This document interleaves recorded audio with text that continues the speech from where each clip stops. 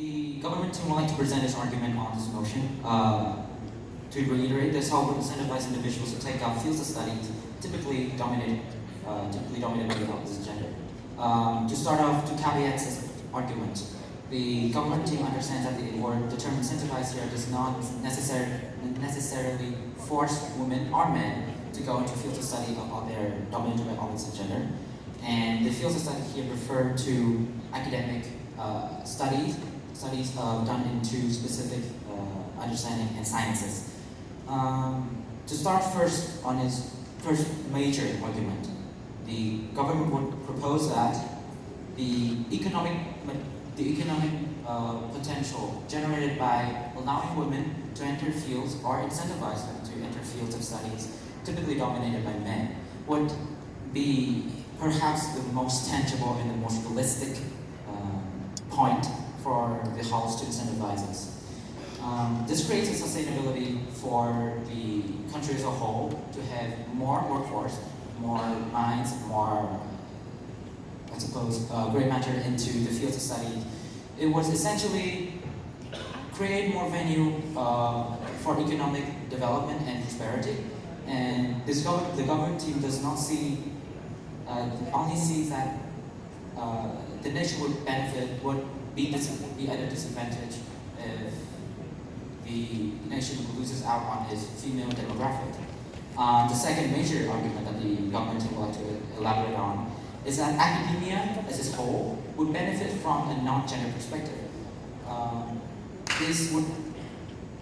This would veer discourse on science, on dialogue on science to a more representative direction.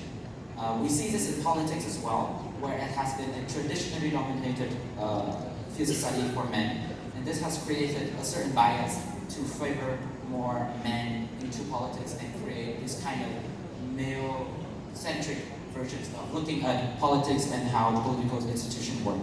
This will also expand to social sciences, on sociology or anthropology, where a lack of a female perspective greatly damages the academic integrity of the field of study that's going at the moment. Thank you.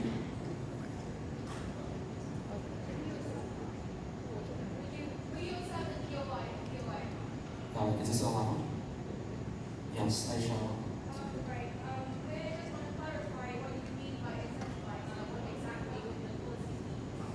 Incentivize is relatively synonymous with the word encourage, but has a more tangible method into how they would encourage this.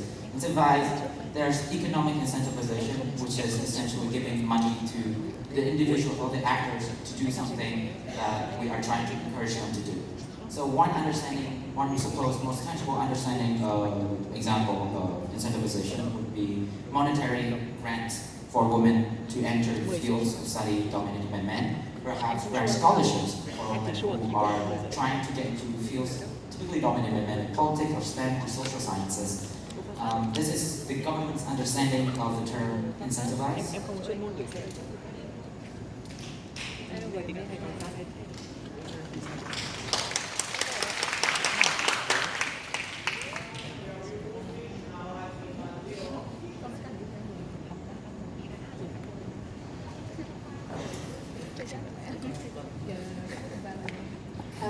May I clarify with the speaker, how much time do I have? Thank you very much. Honorable judges, opponents, and fellow audience, I am the leader of the opposition, and I would like to refute a few arguments that have been brought up by the government, and I would like to also present our arguments. Right? As the government has defined, incentivize here include encouraging using monetary grants or scholarships. First, they talk about the economic potential of having more minds into these fields. Mind you, what we're doing here is not encouraging more people to join this field. We're encouraging a certain gender to join a field dominated by the other genders. This is in no way increasing the number of minds that is studying in this certain field. The university hosts only have so many slots for engineering or kindergarten teaching or politics. So if more people want to join these fields, it only means that the best people will get chosen, right? So by incentivizing a certain gender to join the other, it does not make it that there are more avenues for development as they have stated. They also say that the workforce will be higher and then there will be more avenues for development. Well, they didn't really clarify on how this would be achieved, and I don't see in any tangible ways just encouraging men to do women's job or women to do men's job would magically open up avenues for development. The second argument that they have is the perspectives. They say that, well, certain fields are very dominated by male and a certain are very dominated by females, and we are missing out on these perspectives. Well, perspectives are a rather vague idea, and it is not always necessary in jobs that, for example, engineering, which are precise calculations or very methodological. Okay, I would like to come to our arguments, which we have two main arguments today. The first one is that incentivizing a certain gender to join the other gender, in a way, it's actually gender discrimination. And the second argument is that if we really do this, we are only addressing gender inequality on a very surface level. I'd like to go to our first argument. Well, what is the goal of studying a field? What is the goal of an educational institution? It is to educate. It is to bring out the best in its people. It is to educate the brightest minds in order to serve the society. So why are we assessing these people on their genders? We should be looking at them on their ability, the academic pursuing ability, their ability to learn and to contribute for the country. Why are we incentivizing people just because it is traditionally done by male or traditionally done by female? This makes it very unfair for both the people already studying the major. For example, males who are doing engineering, they are not getting incentivized even though he might be very brilliant, or a female who is not doing engineering but her friends are being incentivized while she is not, even though she herself is brilliant. Right? So this is not gender, it's just not a good indicator for us to assess people.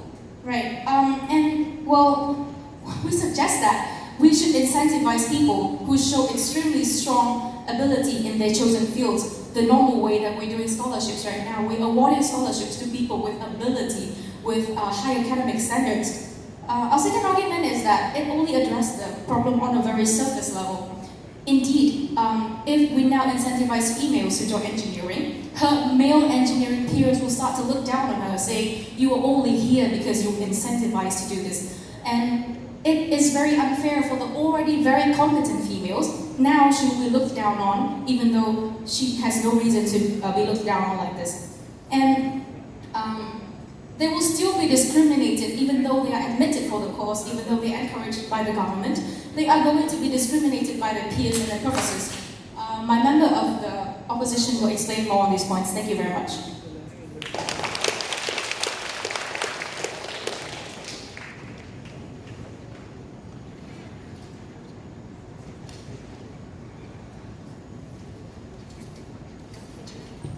I would like to ask the speaker, how much time exactly do I have?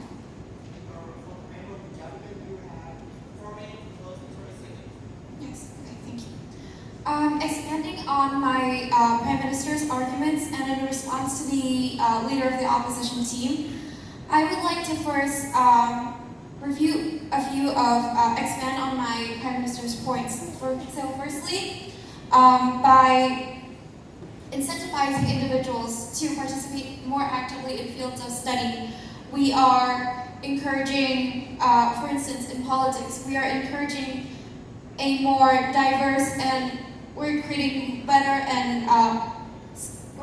solutions that will appeal to the interests of more people. I would like to ask this question. For instance, are a group of men fit to make decisions that will affect women and their bodies and their rights as humans? I think that a group where the majority are men, are not fit to do so simply because they're unable to take into all the considerations that a leader who is a woman will be able to take. Also, I would like to add a few points.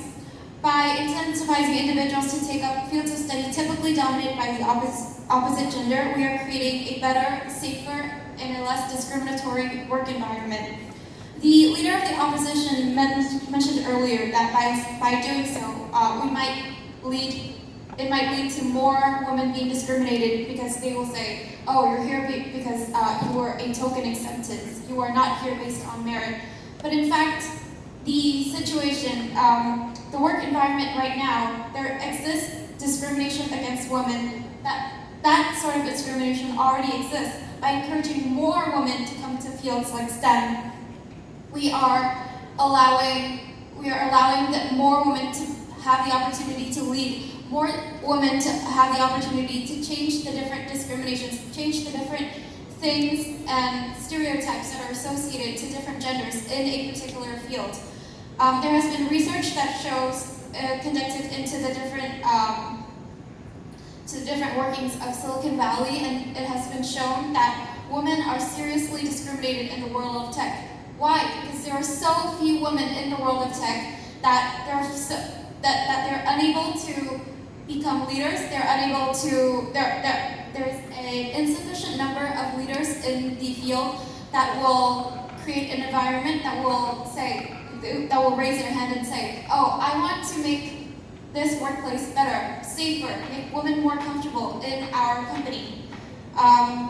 So by encouraging more women to be in a particular field, we are also encouraging men and all of the participants in that field to have a more tolerant and create better policies and create a better workplace. I also want to say that by incentivizing individuals to take up fields of study, you're also creating a better work environment where there's more diversity, which means more opportunities for men and women to create conversation that is relevant, that is meaningful. I would like to take the example again of products and the example of the conversation on the women's rights to reproductive to contraception, like condoms and IUD. Recently in the United States, it's been a fairly controversial topic, and I think that in general, because there are so few women who are participating in making these decisions, we are unable to reach a conclusion that benefits all. Thank you.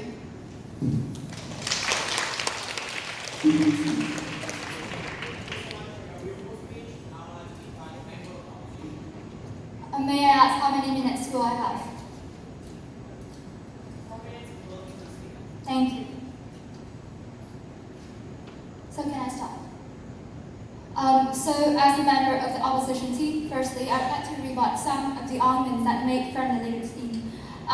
Firstly, about the economic factors in which they believe that incentivize more of the other gender to take part in the typically dominated field by the other gender, and it will generate more workforce and it will generate more revenue.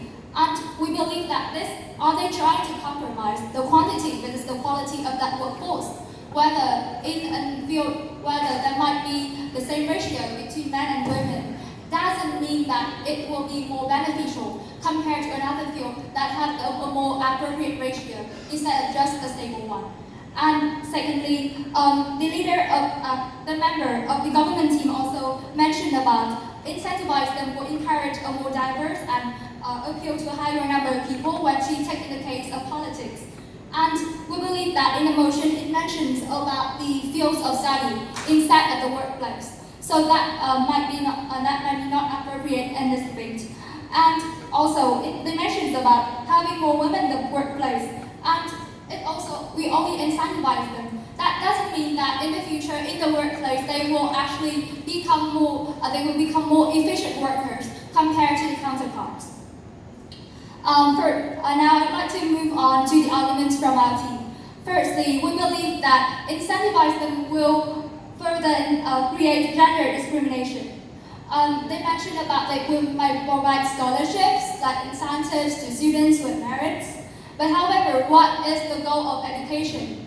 Education is about incentivize every student in their potential fields. It's about making the students make the most out of themselves to finally excel in the field that they have talent and they have potential. Instead of pushing the two genders in the same workplace, And also, if we encourage them to take part in another field that is typically dominated by the other gender, they will create discrimination. Firstly, for the students studying in the field. For example, in the field of engineering, if girls are encouraged to take part in that field, will the guys studying in engineering, do they feel discouraged? They will feel that they will at a disadvantage compared to the other gender. And also, it will create a discrimination to students studying in other fields. Let's take a field that is what we call dominated by females teaching. So will those girls feel that they're at a disadvantage compared to girls studying engineering because they do not receive that incentive that we call encouragement because they are now studying in the field that dominated by their peers of the same gender? And we also mentioned about the second argument that it's just a surface level approach and there's no in-depth in there because in the future about those workers, about those students, maybe they will feel that they are just coming here for this incentive, for the encouragement. They will feel that maybe their peers in that study, maybe they will look down on her because she just entered that faculty because of the encouragement of the incentive. And what we are trying to do, what we are proposing instead of this version is about encouraging all genders to take part in every field. What we mean is that enable them to get into every part, to try everything, so that they will know which field that they have potential, and then they will know how to make the most out of themselves. Thank you.